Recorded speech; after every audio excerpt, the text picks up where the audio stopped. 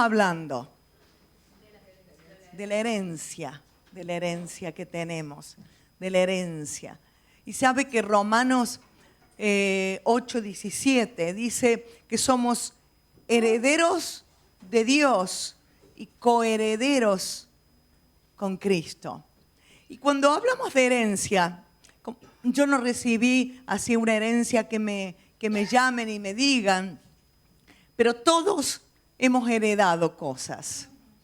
Algunas ni siquiera la hemos pedido y hemos heredado, y otras tenemos que ir a pedirla y presentar nuestros papeles para poseerla.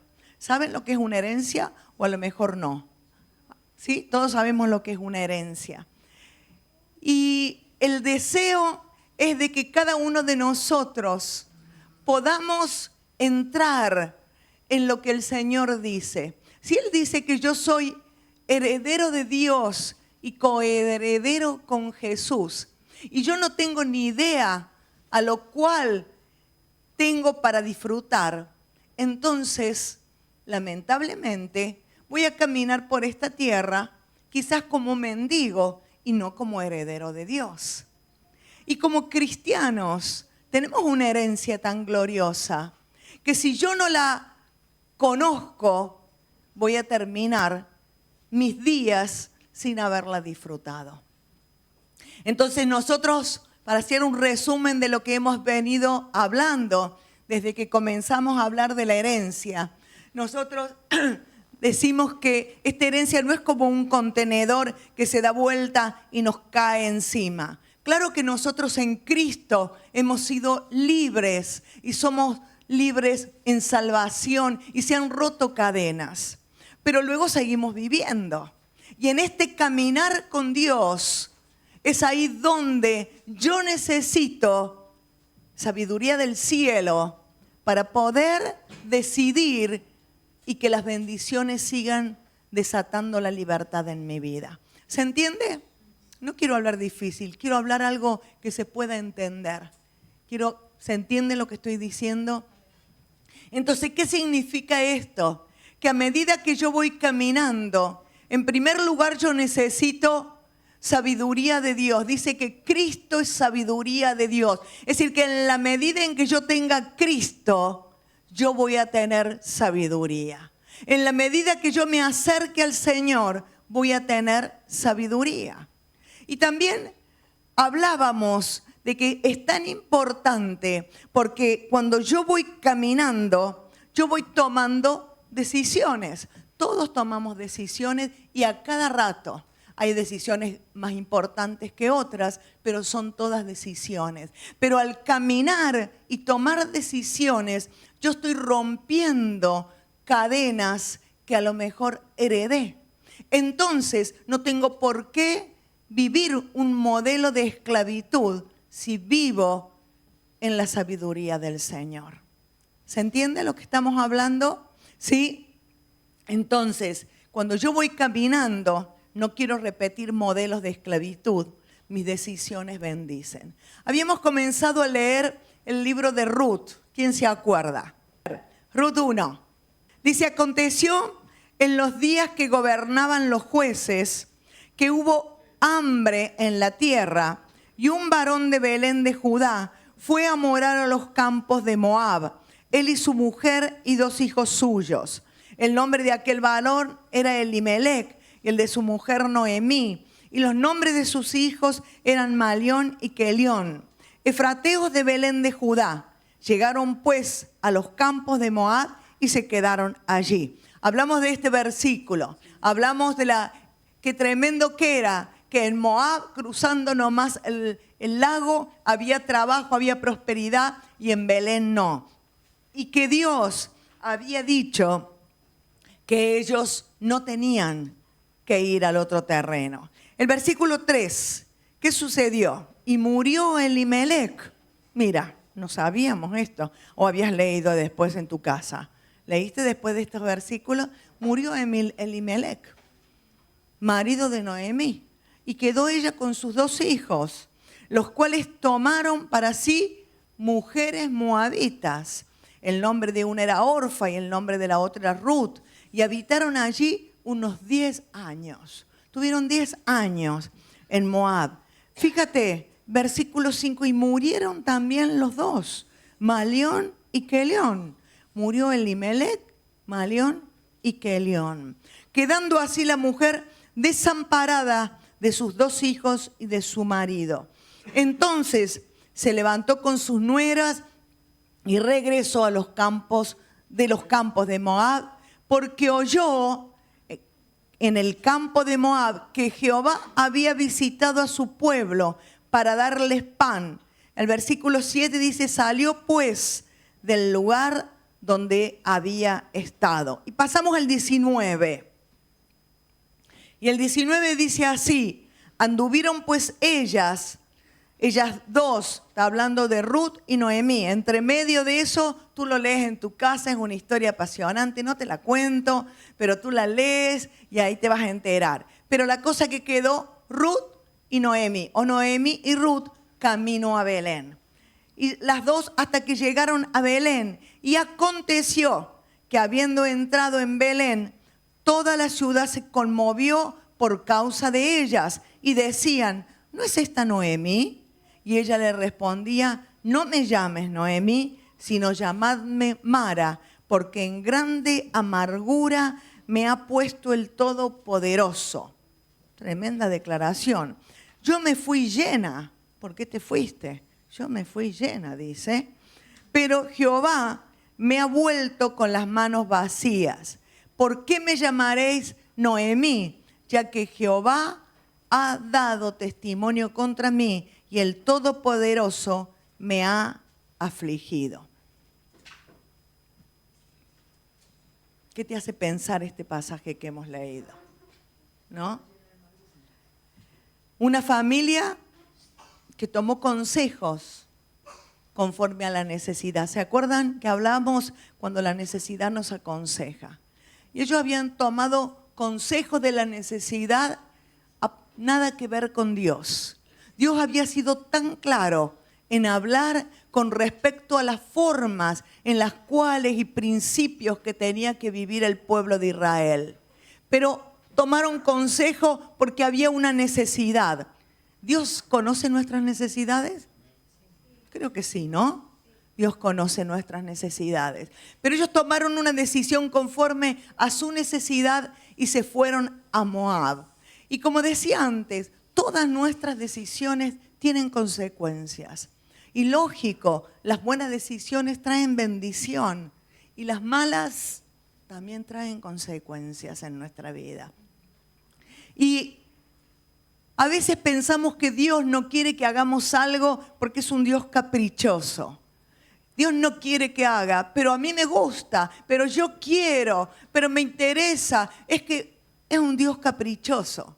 ¿Sabe que en Moab, este pueblo había nacido, se había formado por las relaciones sexuales de Lot y su hija mayor? Y así nace este pueblo, lejos de los principios de Dios, lejos de todo lo que Dios había establecido para bendición. Y una de las cosas, entre las prácticas horrorosas que tenía este pueblo, es que ellos tenían el dios Quemos, que para adorarlo sacrificaban niños. Entonces, cuando Dios a veces nos advierte de ciertas cosas, es para guardarnos de la contaminación, porque es indudable que cuando nosotros estamos habitando y compartiendo con alguien, llega un punto que nos contaminamos, ¿verdad que sí? ¿Y qué era lo que Dios quería? Guardarlos, reguardarlos, porque ellos necesitaban crecer, ellos necesitaban madurar. Y muchas veces, cuando Dios nos dice algo que no, es porque no estamos en condiciones para poder afrontar ciertas consecuencias. Y allí dice que murió su esposo Elimelec. Sus hijos se casaron con moabitas. También estaba prohibido por Dios. Ellos se casaron con moabitas y a los 10 años mueren también los hijos. Y Noemí quedó viuda con sus 2 nueras. Quedó marcada por el luto, por el duelo, por el dolor, por el hambre. Quedó marcada en el dolor y en la amargura. ¿Sabe que hay situaciones tremendas lo que le sucedió? Es tremenda la situación, lo que le pasó. Murió su esposo y sus 2 hijos. Era una situación terrible, ¿o no? Sí que es verdad. Pero siempre tenemos 2 opciones. O anclarnos en el dolor, quedarnos anclados en el sufrimiento, en lo que hemos vivido, quedarnos anclados en un corazón quebrado o buscar una salida. Siempre hay 2 opciones. Y yo entiendo que esta mujer quedó viuda, quedó sola, desamparada en un país extranjero. De por sí, en esa época, una mujer viuda era un signo de hambre, de soledad, hasta de vergüenza. Y esa fue la condición en la que quedó Noemí ante esta situación. Y ella tuvo que decidir o quedarse detenida en lo vivido o buscar una salida. Yo creo que si yo pregunto, todos hemos vivido situaciones de dolor. Y a veces escuchas historias que se te quiebra el corazón. Todos hemos vivido situaciones de dolor y de amargura. Pero sabe que es fundamental para ser poseedores de una herencia, es soltar las ligaduras del dolor y de la amargura. Si nosotros no soltamos esto, nosotros no podemos poseer lo que Dios tiene. No porque Dios sea malo, sino porque nosotros no vamos a saber recibirlo. Y esta es una verdad. Pero ahora, ¿cómo sobreponerse ante la adversidad? ¿Cómo sobreponernos ante situaciones de dolor? Para la adversidad, para la persona que no conoce a Dios, es el fin de su vida. No hay más salida. Es un camino sin salida. No hay más esperanza. No hay más sueños. Se terminó todo. Para aquel que no tiene a Dios, la adversidad es como que no hay vuelta atrás. Pero para los que tenemos al Señor, nosotros tenemos que aprender a desarrollar resistencia. Esa famosa palabra que se puso tan de moda, resiliencia, ¿no? Es la capacidad de sobreponernos ante las adversidades. Y cuando salimos de ella, somos más fuertes que antes. Así le dijeron a nuestro hijo después de tantas cirugías y de tantas comas que pasó. El médico le dijo, realmente tú sales de cada situación más fuerte. Es decir, que no es algo que estoy imaginando. Uno lo puede ver, que podemos desarrollar esa capacidad para ver. En el libro de Hebreos, el libro de Hebreos 11, capítulo 11, hay una lista larga de hombres y mujeres que cuando las leemos quedamos sorprendidos. Quedamos sorprendidos de la fortaleza para superar situaciones tan complicadas. Por lo menos lo leo y cuando escucho en lo que ellos vivieron y tantos nombres que no están allí. Y casi al finalizar el capítulo, dice el autor de Hebreos en el 11:34, yo te lo leo, dice, sacaron fuerzas de debilidad. Sacaron fuerzas de debilidad. Es ilógico poder sacar fuerzas si estoy débil. Eso solamente pasa cuando vienen situaciones. Dice que se hicieron fuertes en batallas. Pusieron en fuga ejércitos extranjeros enteros, ejércitos enteros. Esto es lo que dice de esta gente. Y ahora, cuando nosotros estamos frente a una situación de adversidad, de problema, se revela lo que hay dentro de nuestro corazón. ¿Sabes? Cuando te enfrentas a la adversidad, sale la fe o la incredulidad. Sale la queja o el enojo. A ver, recuerden algún momento en que te has enfrentado a una situación complicada. O surge esa fe que mueve montañas, o surge esa incredulidad que todo está perdido.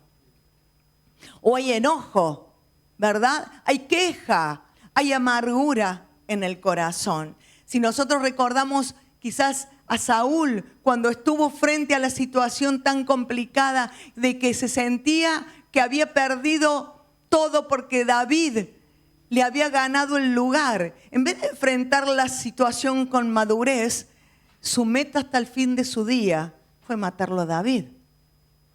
Pero si nosotros pensamos en Pablo y en Silas, después de haber predicado y después de haber sido azotados, golpeados, lastimados, heridos, puestos en el calabozo más sucio, lleno de ratas, y ahí en cepo, es decir, ataron sus pies, ellos comenzaron a cantar de tal manera que el cielo descendió y dice que la cárcel se movió.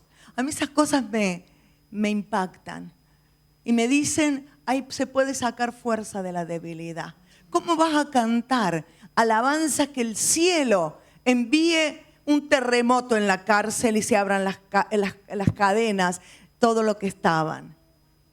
Porque se puede sacar fuerza de la debilidad.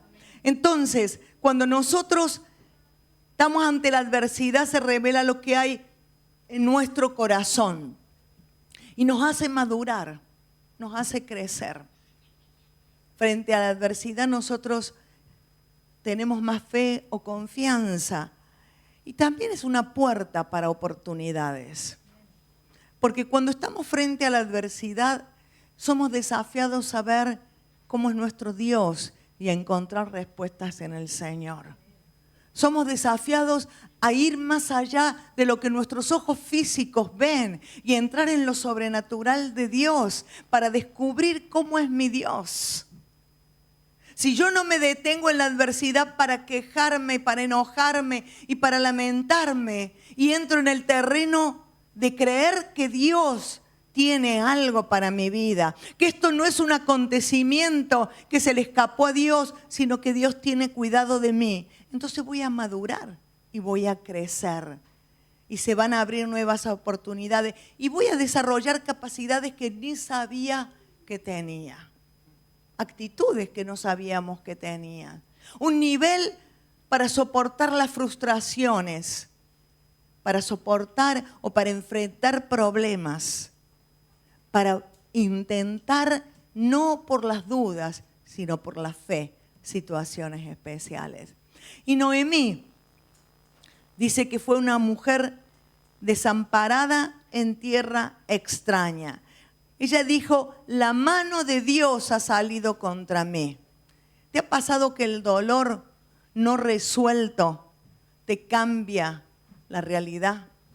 El dolor, cuando no está resuelta la situación, nos cambia el ambiente donde vivimos. Ella dijo que la mano de Dios había salido contra ella. Y nosotros leímos, o no leíste. ¿Sí leíste? ¿Escuchaste lo que hemos leído? Fíjate, te voy a leer en otra versión. Dice que cuando ella entraba a Belén, dijeron la gente que la vieron, ¿de verdad es Noemí? Preguntaron la gente. No me llamen Noemí, dijo ella. Más bien, llámenme Mara, porque el Todopoderoso me ha hecho la vida muy amarga. ¿Y esto era una realidad de lo que ella estaba diciendo? ¿Era realmente Dios el que le había hecho la vida muy amarga? Y ella sigue, me fui llena. Ahora mi pregunta es, ¿llena de qué se fue? Si ella, para ella, ser llena era tener su familia íntegra, claro que estaba llena. Pero ella estaba insatisfecha, no estaba llena. Dice, me fui llena, pero el Señor me ha traído vacía a casa. Decisiones que pueden llegar a cambiar todo el panorama y entender que antes estaba llena y ahora estoy vacía.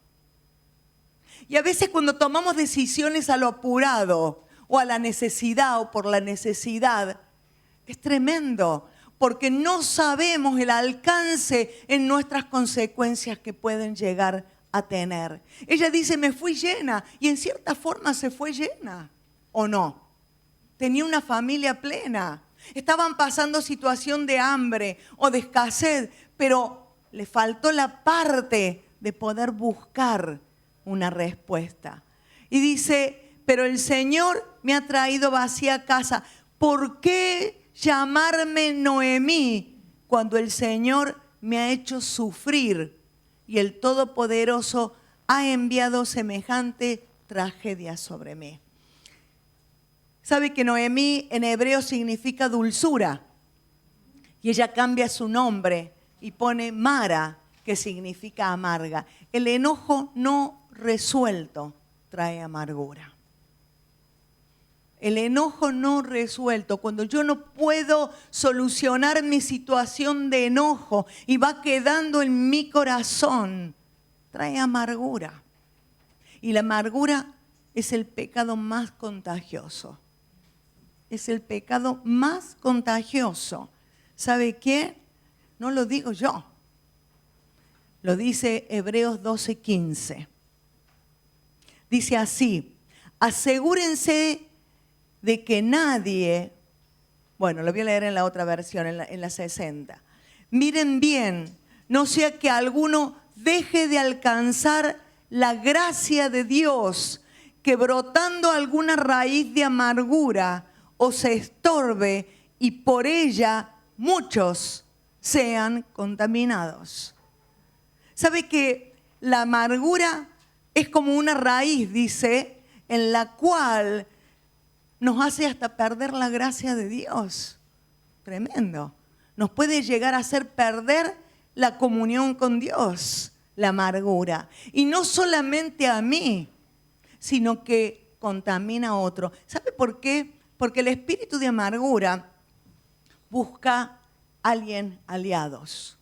Tú cuentas tu amargura, tú cuentas desde diferentes puntos, ya vamos a ver, desde áreas diferentes, porque tú estás buscando que alguien tome una decisión por ti o por el otro.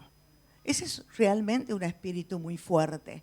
Entonces dice, te lo leo en otra versión, asegúrense de que nadie quede fuera de la gracia de Dios, de que ninguna raíz amarga brote y cause dificultades y corrompa a muchos.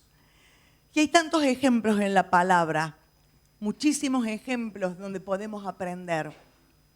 Y yo quiero hablarte hoy de un joven, de un hombre que es Absalón. Absalón era uno de los hijos del rey David. El rey David tenía muchos hijos y no fue un padre que tuvo con todos la misma forma de actuar. Esto crea, tú lo sabes porque a lo mejor lo has vivido familiarmente, cuando tus padres no han tratado igual a los otros que a ti o han hecho favoritismo con alguien. Y eso es lo que sucedía con David. Y Absalón tenía algo en su corazón hasta que llegó al punto máximo cuando un hermanastro toma y viola a su hermana Tamar, su hermana de madre y padre, y David no hace nada para solucionar la situación. Él no levanta un dedo, las cosas quedaron así. Esto fue para Absalón tremendo. Él cubrió a su hermana y le dijo, hermana mía, aquí no ha pasado nada. Calla, hermana, no pasó nada. Pero no pasó nada, pero las cosas quedaron en su corazón. Y desde ese momento, Absalón guardó en su corazón ese dolor. Y se habla la palabra de Absalón, no se habla de lo que sufrió Tamar, que era la hija, la cual había sido violada. Pero en el corazón de Absalón quedó ese dolor, ese enojo. ¿Sabe? Porque todo se mezcla y se junta, ese dolor y ese enojo. Y comenzó a planear la forma en que se tenía que vengar, hasta que planeó de tal manera para afectar a todos, pero después de 2 años mataron a Amón. Esto trajo como consecuencia que él tuvo que huir y tuvo desterrado durante 3 años y nunca más Absalón pudo tener paz. Después de 3 años, él es llamado por David, pero David durante 2 años luego ni siquiera le ve la cara. Es decir, que fueron más o menos, ponle menos 7 años, donde él estuvo en su corazón guardando dolor, enojo y amargura. Y dice que luego él programa una venganza para su padre. Y yo me imagino que él estaba ahí en su corazón, en la oscuridad de su corazón. ¿Sabe que la amargura es difícil de diagnosticar? Es una de las cosas más difíciles porque crece debajo de la superficie. Se va fortaleciendo su raíz, pero crece por debajo. Y él comenzó a desarrollar un carácter dulce, amable. Él era el más dulce y guapo del pueblo. Y él trabajó con el pueblo, tratando de mostrar que él era una persona que solucionaba situaciones. Él trató de demostrar que era una persona amable, pero por dentro él estaba muriendo de odio y de enojo. Y allí, ¿no es cierto?, busca en medio de esta situación, él va tejiendo en silencio la venganza de su padre en la oscuridad de su corazón. Y el pueblo toma gente del pueblo a su favor, porque este es un espíritu que se contagia. ¿Y sabe qué? Puede transmitirse a través de la forma en que nosotros podemos comunicar lo que sentimos. Termina produciendo una división en el pueblo, destrucción y muerte. Fíjate qué tremendo, un pueblo que amaba a David, un pueblo que amaba al rey David. Y él termina provocando una división de tal manera que hay una guerra dentro del pueblo dividido. Parecía que todo iba a quedar a favor de él, hasta que queda enganchado con sus cabellos en un árbol y una lanza atraviesa su corazón. ¡Qué tremenda! ¿Sabe por qué? Porque lo que hace la amargura es que puedas tener una doble vida. Una vida pública y una vida privada. Es fuerte pensarlo. ¿Cómo puede ser que? Porque se abre una puerta a lo diabólico. Se abren puertas a enfermedades del alma y del cuerpo, en las cuales, si no se solucionan, traen daño. Ahora la pregunta de esta mañana sería, ¿se puede salir de la amargura? ¿Se puede salir? ¿Se puede limpiar el terreno? Porque dice que los jardineros que conocen, cuando hay una hierba mala, no es cuestión solamente de ponerle un producto para matarla, sino la tienen que arrancar de raíz, porque sus raíces contaminan las otras plantas. Entonces no es solamente tirarle un producto, sino evitar que sus raíces puedan contaminar a lo otro. Por eso es que la amargura es el pecado más contagioso. Porque no solamente que va creciendo debajo de la superficie, sino que va contaminando a otra. Ahora, ¿cómo salir de la amargura? Yo tengo que reconocer el dolor. Yo tengo que reconocer el enojo para poder ser libre de esto. Y esto tenemos que saber. Usted dice, pero me dolió, pero no me enojé. Y son amigos que se pegan. Son de esos amigos que van juntos a la par, porque te dolió, pero también seguramente que dentro de un rato te enojaste. Y hasta si el enemigo logró entrar, hasta te gustaría ver la venganza, ¿verdad? Entonces nosotros tenemos que entender que lo primero que tenemos que ser libres es del enojo, del dolor, y luego arrepentirnos para poder ser libre de esto. Sin arrepentimiento no pasa nada. Y abrir nuestro corazón al perdón para poder. Hay historias tan trágicas. Y cuando uno escucha historias de dolor, uno dice, qué tremenda. Cómo poder salir, cómo poder ayudar a alguien cuando ha sufrido tanto. Pero qué bueno es saber que hay una mano maestra que diseña. Sabe que charlando con los pastores, con López que tuvieron la otra semana, recuerdan que estuvieron con nosotros, ellos contaron el caso de una joven. Voy a poner el nombre de ella, no es el nombre, es María, no le pedí permiso para contar su historia. María. Y ellos comenzaron a contar y yo le dije, esta es María. Y la verdad que me emocionó. Nosotros, esta muchacha María nació en Argentina, en una provincia del Chaco. Su madre la abandonó junto con su hermana. Y su padre, como no la podía cuidar, la entregó a que sus tías la cuidaran y se fue a vivir a Córdoba. Y allí en Córdoba, ella teniendo 7 años, la enviaron a hacer unas compras y tuvo un terrible accidente de la cual ella pierde el ojo y múltiples quebraduras. Allí en un avión sanitario la vuelven a llevar, la llevan creo que fue a Chaco y allí está por 6 meses solita, sola. Nadie familiarmente estaba a su lado y sola tuvo que superar de haber perdido un ojo y de toda la recuperación que luego quedó. Una vez que el padre puede, después de los 6 meses, la busca y la vuelve a mandar a Córdoba con sus tías. Y ahí entra en escena y la conocemos nosotros. Llega a la iglesia donde nosotros estábamos pastoreando y allí conoce al Señor. La verdad que la vida de María era tremenda porque tenía tanto dolor. ¿Has visto que te das cuenta cuando una persona tiene dolor y cuando sufre? Aparte, la veíamos que ella tenía dolor. Al conocer al Señor, Dios comienza a trabajar en su vida y después supimos un poco más, un poco menos de ella.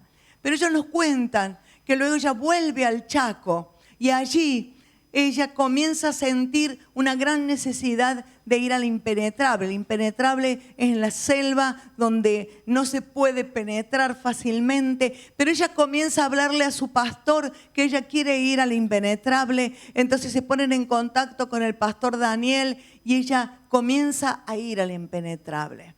Y al poco tiempo, o al tiempo, ella conoce que era el obrero más fiel del pastor y se casa con él. Y allí ellos están pastoreando, me mandaron fotos, una iglesia grande, hermosa. Y me dice, ¿sabes qué? Ella es la persona más dulce a la cual recorren todos aquellos que están en dolor. Ella pudo cambiar ese dolor, esa amargura, en ser, dice, es la pastora a la cual todos corren, porque ella siempre tiene algo para darles y para sanarles y para envolverlos en el amor que ella da. Yo digo, qué tremendo. ¿Cómo podemos transformar nuestra vida deshecha en ser un canal que bendice y que da amor? Fue tanta la alegría que me dio conocer de ella, me alegró la semana. Decir que, Señor, ¿qué trabajo es el que tú haces? Eso es trabajo del Señor. Claro que nosotros podríamos haber hecho algo de abrazarla, amarla, pero ¿quién hace el trabajo tan perfecto? El Señor. Entonces, claro que si Absalón hubiera buscado refugio en Dios, hubiera podido de otra manera. Pero si nosotros no entendemos lo importante que es que en este proceso de sanidad, en el cual Dios va sanando nuestro corazón, necesitamos arrancar todas las mentiras que se han ido uniendo a través del dolor y el enojo. Porque hay un montón de mentiras como le pasó a Noemí. Noemí tenía un cacao de mentiras en la cabeza. Entonces, cuando nosotros estamos en este proceso de sanidad, nosotros necesitamos arrancar esas mentiras que el enemigo lanza para mostrarnos cosas que Dios no piensa de nosotros. Pero el enemigo las larga para que nosotros volvamos a caer en lo mismo. Si no, no podremos ser libres para disfrutar esta herencia que Dios tiene para nosotros. Y ¿sabes qué? Debemos estar alertas. Debemos estar alertas porque el enemigo no cesa. ¿Sabe que esta mañana me desperté antes que sonara el despertador y vino charlando con el Señor?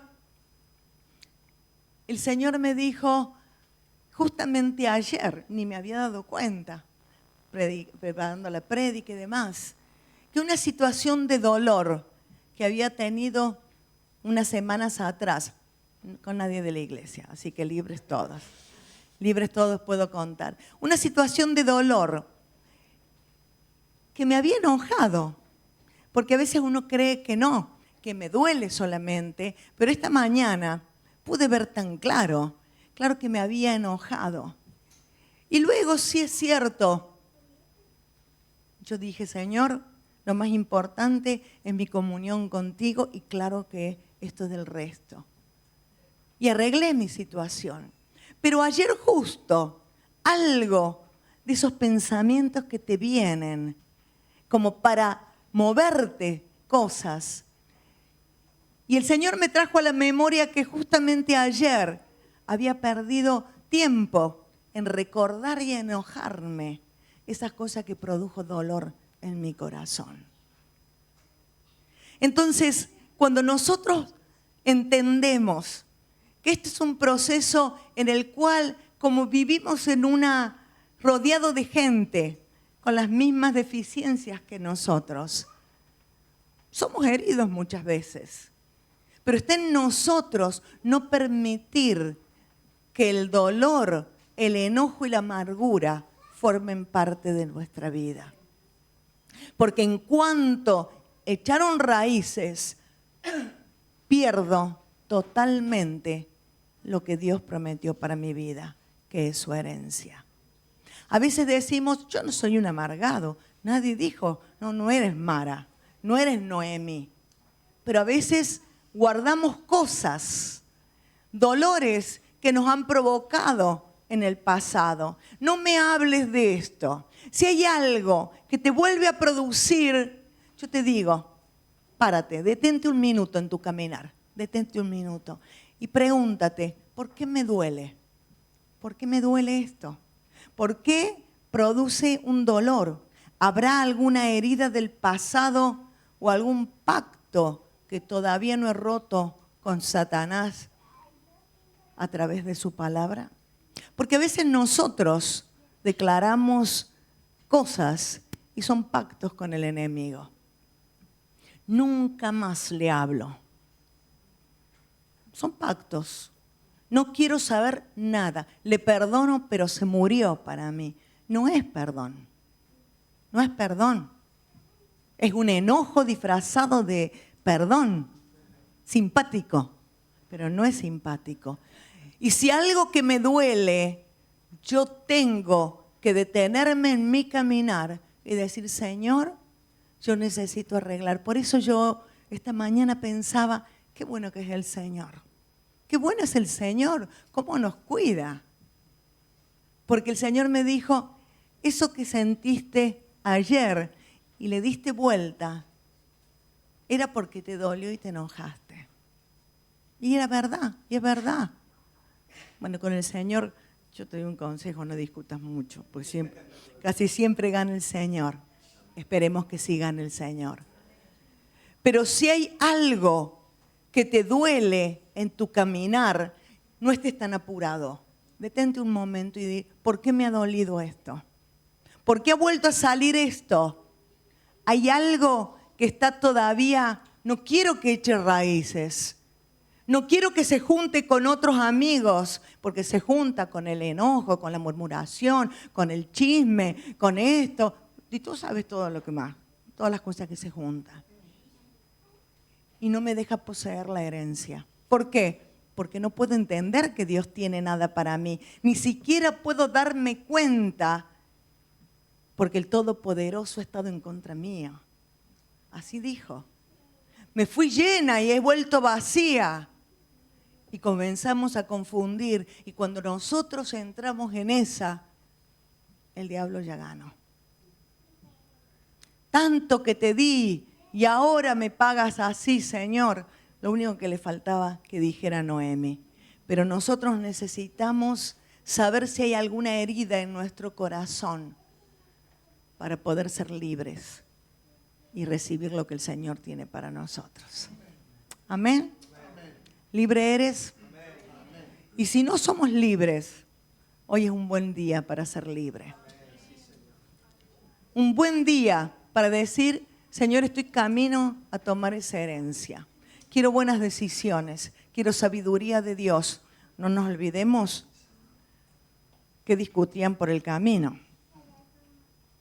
Si hay algo de orgullito, de arrogancia, tíralo a la basura. Que eso huele mal, huele fatal. Pero tú no te das cuenta porque estás acostumbrado al olor. Los que se dan cuenta son los otros. Claro, el que es orgulloso no se da cuenta del olor. Los otros se dan cuenta del olor. Cierra tus ojos. Cierra tus ojos y comienza a decir, Señor, cuánta bendición tienes para mi vida. Señor, cuánta bendición que tienes para mi vida.